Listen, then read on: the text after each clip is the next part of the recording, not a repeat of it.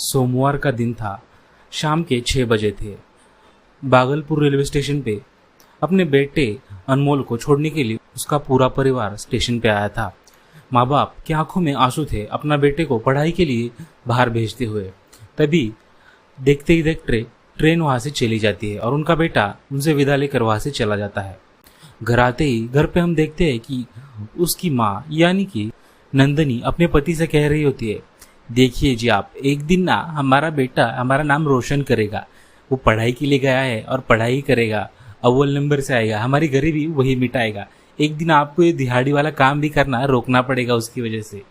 तो उसका पति कहता है, हाँ मुझे पता है, मुझे मेरे बेटे पे पूरा भरोसा है, वो एक ना एक दिन हमारा नाम जरूर रोशन करेगा। साथ ही साथ उसकी बहन यानी प्रियंका वहां पर बैठ के ये सारा नज़ारा देख रही होती है और मन ही मन अपने भाई के लिए खुश हो रही होती है। देखते ही देखते दिन बीतते जाते हैं और वो दिन आ जाता है जिस दिन उनका बेटा अपनी पढ़ाई पूरी कर घर वापस आने वाला होता है। उसकी माँ ने तो आस पड़ोस वाले सारे लोगों से अपने बेटे के लिए रिश्ता देखना भी शुरू कर दिया होता है। अब उसका बेटा पढ़ लिख कर ग्रेजुएट बाबू बन के जो आ रहा है और उसे अच्छी खासी कोई ना कोई तो नौकरी मिल ही जाएगी। अब उसका पिताजी भी काम ठीक से नहीं कर रहा होता है क्योंकि दिहाड़ी पे उसे ना तो ज़्यादा पैसे मिलते और दिन रात सुबह शाम धूप हो बारिश हो काम तो करना पड़ता था। अब ये सारी बातों से घर वाले खुश तो थे, लेकिन अचानक से उनके दरवाजे पे एक आवाज़ आती है, माँ मैं आ गया हूँ। अब ये आवाज़ सुनते ही नंदिनी भागते हुए वहाँ पे चली जाती है और देखती है और उसके होश उड़ जाते हैं। दरअसल नंदिनी का बेटा यानी कि अनमोल शादी करके आया था और शादी कोई मामूली नहीं बल्कि शहर की एक मॉडर्न लड़की लारा से करके आया था। लारा शहर में रहने वाली एक लड़की थी जिसे गांव के तौर तरीके रहन सहन कुछ भी नहीं आता था, लेकिन लारा मन की एक अच्छी लड़की थी और हमेशा लोगों की मदद करती थी। अब उसे देखकर सारे गांव वाले कि उसका बेटा अचानक से शादी करके आया है वहां पर बाहर खड़े थे, ये सोचकर वो उन लोगों को अंदर घर में ले लेती है। घर में लेते ही नंदनी का गुस्सा फूट पड़ता है। वो अपने बेटे पर गुस्सा करने लगती है और कहती है, तुम्हें इसीलिए हमने पढ़ा के बड़ा किया था, शहर जाके ऐसी शहर वाली बहू से शादी कर ली तुमने। क्या आता है इसे, खाना बनाना आता है, गांव के हमारे रीति रिवाज कुछ भी नहीं आता। अरे माँ आप देखो तो सही, लारा बहुत अच्छी लड़की है, वो गांव वाली नहीं है, शायद उसे उतना अच्छा खाना बनाना नहीं आता होगा, लेकिन लारा मन की बहुत अच्छी है और उसे लोगों की मदद करना बहुत पसंद है। मुझे इससे ही प्यार है और मैं लारा से ही शादी करना चाहता था हमेशा से। पूरे कॉलेज में हम दोनों एक साथ रहते थे।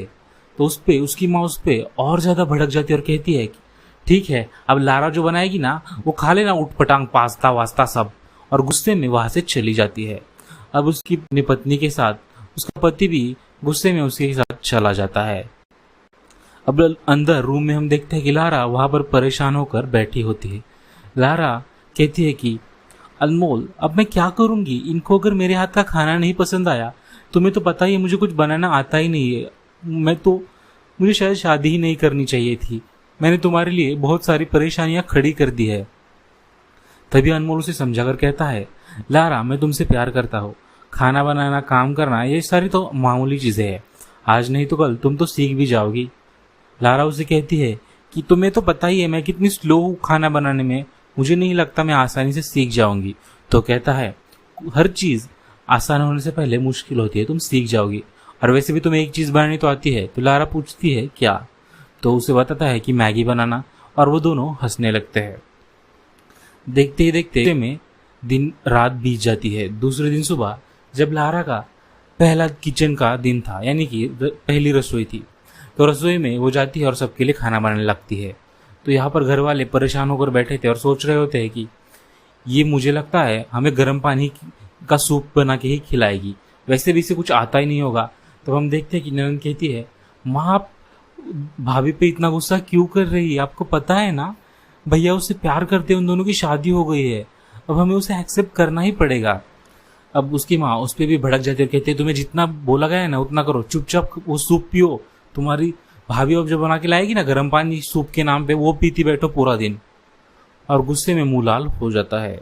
तब कुछ ही देर में वहां पर लारा आ जाती है। लारा ने सबके लिए मैगी बनाई होती है।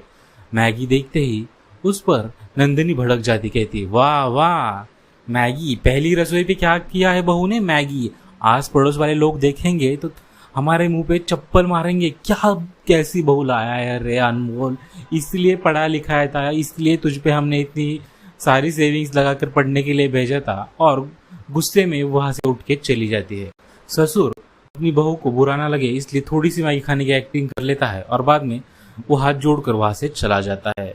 तो दूसरी ओर उसे सपोर्ट करती हुई उसकी ननद प्रियंका मैगी खा लेती है और कहती है कि भाभी कुछ भी कहो, मैगी तो आपने सच में अच्छी बनाई है, मैं फेक तारीफ नहीं कर रही। और उसने सेविंग में से जो 10-15 रुपए बचे थे वो अपनी भाभी को नेक के रूप में दे देती है। समय ऐसे ही बीतता जाता है और एक दिन घर पर परेशान हुआ ससुर आ जाता है और कहता है कि नंदिनी, मेरी नौकरी चली गई, अब मुझे नहीं पता हम क्या करेंगे। तो वहां पर अनमोल कहता है, अरे पिताजी आप चिंता क्यों कर रहे हैं, मैं नौकरी ढूंढ रहा हूँ ना, कुछ ही दिनों में मेरी नौकरी लग जाएगी, वैसे भी आपको काम करने की कोई जरूरत नहीं है। नंदिनी थोड़ी सी शांत हो जाती है, लेकिन 2 दिन 3 दिन 1 हफ्ता बीत जाता है, इन दोनों को भी नौकरी नहीं मिलती। घर का राशन खत्म होने को आया होता है और सारे घर वाले परेशान होते हैं कि खाने के लिए घर में तो कुछ है नहीं, पड़ोसियों से भी मांग नहीं सकते। तो इतने में अपनी बहू को बाहर जाता देख नंदिनी कहती है, और ये मैडम चली घूमने। बाहर जाती है और सुनार की दुकान में चली जाती है और आते वक्त अपने साथ एक बहुत बड़े थैले में लगभग 200 रुपए की मैगी भर के ले आती है। घर आते ही उसकी सास उस पर भड़क जाती है, अरे बहू घर में खाने के लिए अनाज का दाना नहीं और तू मैगी लेके आई है, कैसी बुद्धि है भगवान, इससे अच्छा तो मुझे उठा ही लेता। और फुट फुट कर रोने लगती है। तभी उस पे उसकी बहू उसे समझाती है, माँ जी आप मुझ पर विश्वास तो रखिए, मैंने मैगी सोच समझ के ही लाई होगी ना। और अंदर अपने रूम में चली जाती है।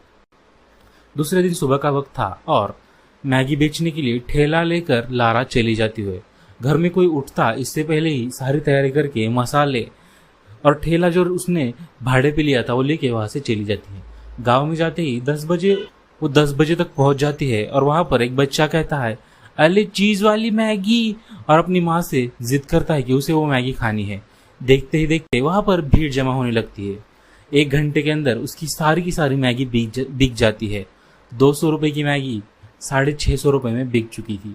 थोड़ा सा सोना जो उसने गिरवी रख के 1000 रुपए लिए थे उधार, उनमें से ठेले का रेंट, ये सब देकर आज उसके पास 500 रुपए बचे थे।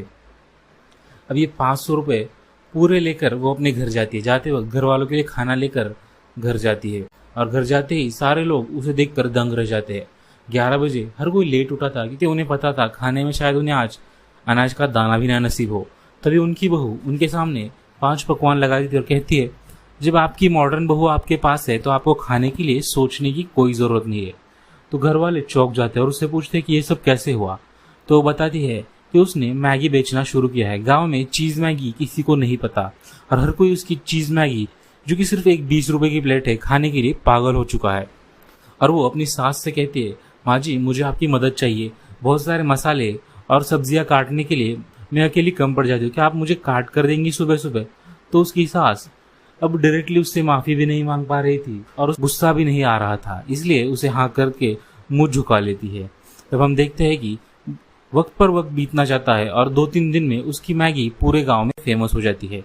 वो एक दिन 1000 रुपए की मैगी लेकर रिस्क लेने जाती है और उसकी 1000 रुपए की मैगी भी सिर्फ 2-2.5 घंटे में पूरी बिक जाती है और साथ ही साथ 2000 का मुनाफा भी हो जाता है।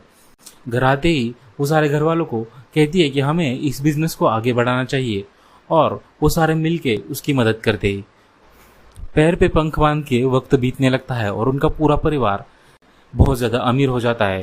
खाने के लिए अच्छा खाना, धन और इससे परिवार खुशहाल हो जाता है। नंदिनी अपनी बहू के सामने जाकर अपनी सारी गलतियों की माफी मांगती कर कहती है, बहू तुझे सिर्फ मैगी बनानी आती है ये सोचकर मैंने एक दिन तेरा बहुत अपमान किया था, पर मुझे नहीं पता था कि मेरी बहू इतनी टैलेंटेड है।